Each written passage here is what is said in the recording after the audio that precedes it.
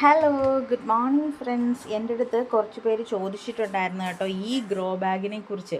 നല്ല സുന്ദരി grow bag അല്ലേ ഇത്? നമ്മുടെ തുണി കൊണ്ടുണ്ടാക്കിയതാണ് കേട്ടോ. തുണി കൊണ്ടാണെങ്കിലും പെട്ടെന്ന് അങ്ങ് ദ്രവിച്ചു പോകത്തൊന്നുമില്ല. ഇത് ഭയങ്കര എക്കോ ഫ്രണ്ട്ലി ആണ്. ഇതിൻ്റെ പ്രത്യേകത, അതായത് പ്ലാസ്റ്റിക് ഗ്രോ ബാഗും ഈ ഗ്രോ ബാഗും തമ്മിലുള്ള പ്രത്യേകത, എനിക്ക് ഭയങ്കരമായിട്ടുള്ള ഒരു പോസിറ്റീവ് ഡിഫറൻസ് എനിക്ക് ഫീൽ ചെയ്തത് എന്താണെന്ന് വെച്ചാൽ, ഇതിൽ മണ്ണ് എപ്പോഴും നല്ല ഹൈഡ്രേറ്റഡ് ആയിട്ടിരിക്കും, പെട്ടെന്ന് ഉണങ്ങുന്നില്ല. ഈ ചെടികളും വെയിലടിച്ച് കഴിഞ്ഞാൽ വാടുന്നില്ല. പക്ഷെ പ്ലാസ്റ്റിക്കിനകത്താണെങ്കിൽ രാവിലെ വെള്ളം ഒഴിച്ചില്ലെങ്കിൽ ഇത് ഉണങ്ങി കരിഞ്ഞു വാടിയാണ് നിൽക്കുന്നത്. അതാണ് ഇതിൻ്റെ ഏറ്റവും വലിയൊരു പ്രത്യേകത എന്ന് പറയുന്നത്. പിന്നെ ഇതിൻ്റെ ഈ പിടിയുണ്ടല്ലോ രണ്ട് ഭാഗത്ത്, ഇത് പൊക്കിയെടുത്ത് വേറൊരിടത്തോട്ട് കൊണ്ടുവയ്ക്കാൻ ഭയങ്കര ഈസിയാണ്. ഇതിപ്പം ഞാൻ ഹോം ക്രോപ്പ് എന്ന് പറയുന്നൊരു കമ്പനിയുടെയാണ്. ഇതിനകത്ത് ഞാൻ പയർ നട്ടേക്കും കേട്ടോ.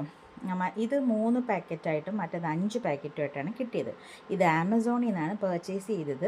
നോർമൽ ഗ്രോ ബാഗിനേക്കാളും കുറച്ച് റേറ്റ് കൂടുതലാണ്. പക്ഷേ ഇറ്റ്സ് ബ്യൂട്ടിഫുൾ, എക്കോ ഫ്രണ്ട്ലി, ഭയങ്കര സന്തോഷം തരുന്നൊരു ഗ്രോ ബാഗാണ്. നിങ്ങൾക്ക് ഇഷ്ടപ്പെട്ടോ? ഇത് നല്ല രീതിയിൽ ചെടികളൊക്കെ വളർന്ന് നിൽക്കുന്നുണ്ട് ഇതിനകത്ത്.